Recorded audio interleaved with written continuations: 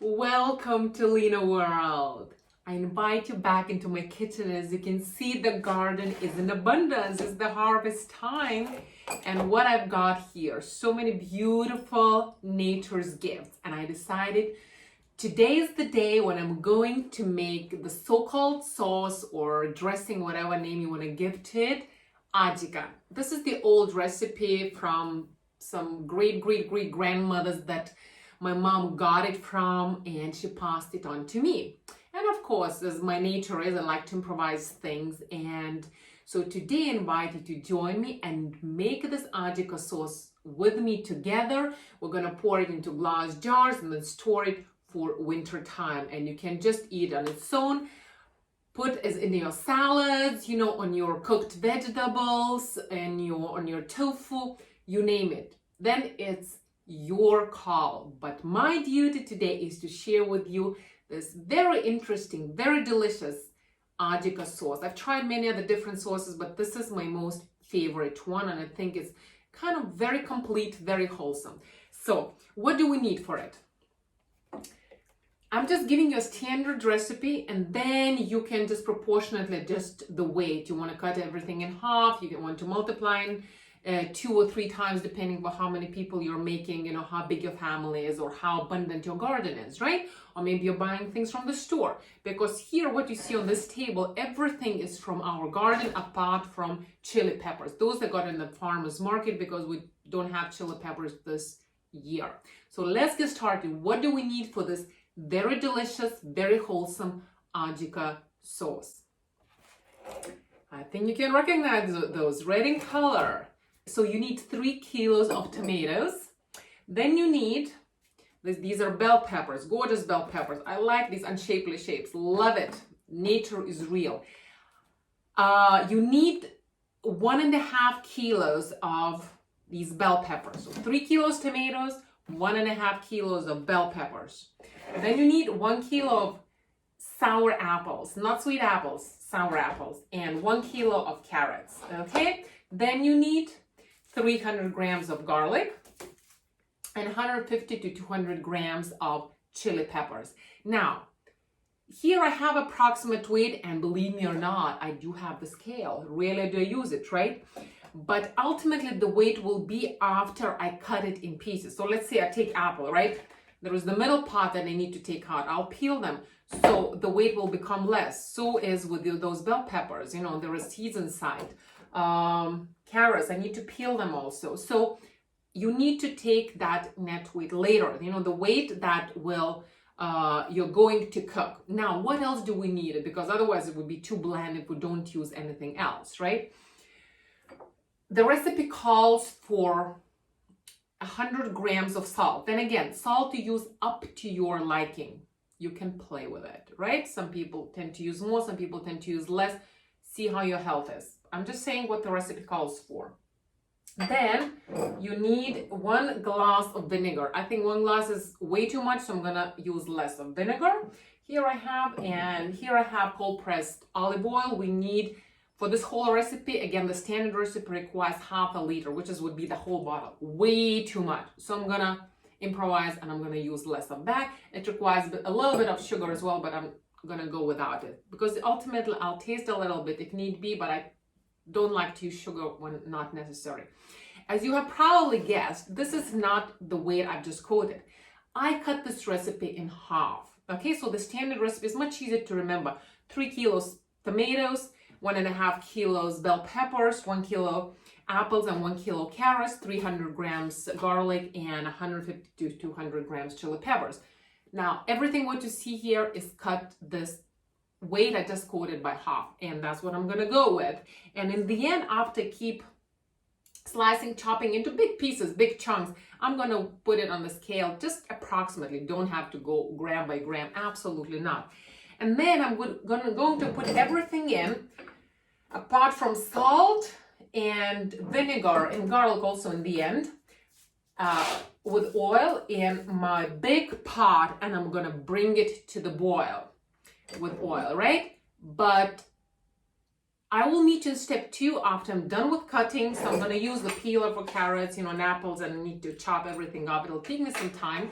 So I'll show you and how it all looks like when it's in a pod. So I'll meet you in the next step. Welcome back. I'm finally done with all the chopping, and you better wear an apron when you chop because you don't want to get all your clothes stained. So anyway, when I was chopping this innocently looking chili pepper with those fingers, because I don't wear gloves when I chop, I like to touch everything with my own hands. I touched my lips and they went ballistic. They went on fire. They were burning like crazy. So the first thing I could think of, ice pack. Then I went look for sea buckthorn oil, rubbed all with sea buckthorn, and eventually I heard that it's also good to put some milk around them, or if you burn your tongue, you maybe drink a little bit milk. I didn't have any milk in the fridge. I'm not a big drinker of milk, but I had some sour cream, something that I use in my cooking sometimes. So I just rubbed with sour cream and it helped. So just in case I'm passing on this little tip, you touch, whatever, these are chili peppers, and with your fingers, if you touch your lips, they're gonna go on fire. Anyway, on a lighter note, more beautiful things are coming here. Okay, all of them have their role to play, otherwise we would not be putting them in this dish, Ajika sauce that we're making today. So no water. I'm gonna use this big pot and just dump everything in. Okay, chili peppers, carrots. You don't want things to start burning, so don't put maybe apples at the very bottom. And then tomatoes. If I have tomatoes, then I'll put some chili peppers and then more tomatoes. And as I told you, garlic. Okay, it looks almost full, so you need a big size. And this is half of the proportions I mentioned. Everything was in half. So I'm gonna go and now, so let me use, so as I said, I'm gonna use half of this, right? So remember one thing. So that's, I put here around 150 grams, I would say, around 150 grams of oil. And remember, the vegetables are going to release their own water. That's why we don't need to add any water. So now I'm going to put it on fire, bring it to a boil, and let it boil for a few minutes. When they're nice and ready, when you can use a fork, check if your carrots are nice and mushy, already soft, because then we'll go ahead and blend everything. After blending, I'm gonna put garlic in, salt in, and vinegar, and then again just mix it. Let's stir it, bring it back to a boil for a couple of minutes, and place everything in glass jars. So now I'm gonna set it on fire, cover it, and I'll go ahead into my storage room and prepare nice glass jars where I'm going to pour the Ajika sauce in, because later it's going to go into the storage room, right? You don't need to refrigerate it. So let me set it on fire and I'll meet you in, I guess, the final step. We'll go for a tasting session before we pour everything into glass jars. So here we are in the final step. Once the vegetables were done, we blended it. Then I added chopped garlic, and then maybe 5 tablespoons of vinegar, salt. They required 50 grams because I used everything in half, but I used just to my own liking. I just gave it already a little tasting session to make sure I have not too much salt, not too little salt, right?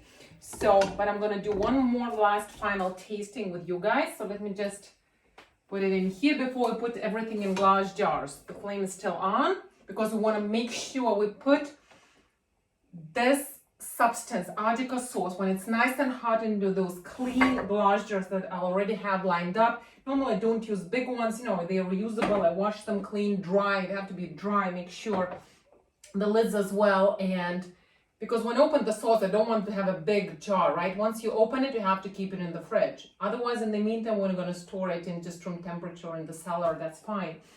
And you'll not be able to consume the whole thing. So better use a small jar. So let me do a little tasting while it's still coming to a nice boil.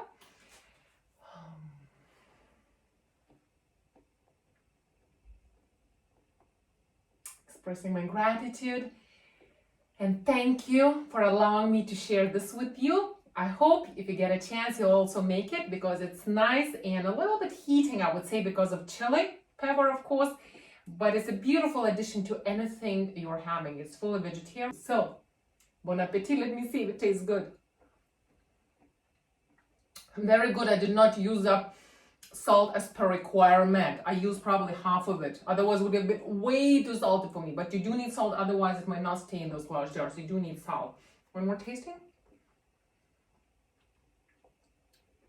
Nice. Very, very nice. So now it's nice and hot, and I'm gonna start moving and make sure. Probably I need maybe the glove will not be as convenient. I'm gonna use a towel, and best maybe just to keep it in another bowl, okay? And or maybe just try and do it like this. So I'm trying to see how it's best to show it to you guys, because it's not very gamely, you know, when I'm showing and doing and concentrating here at the same time. But at least I'm gonna give it a go with one jar for you. I think I might need to use a smaller wooden spoon, which I have. And okay, nice. Here we go, number one.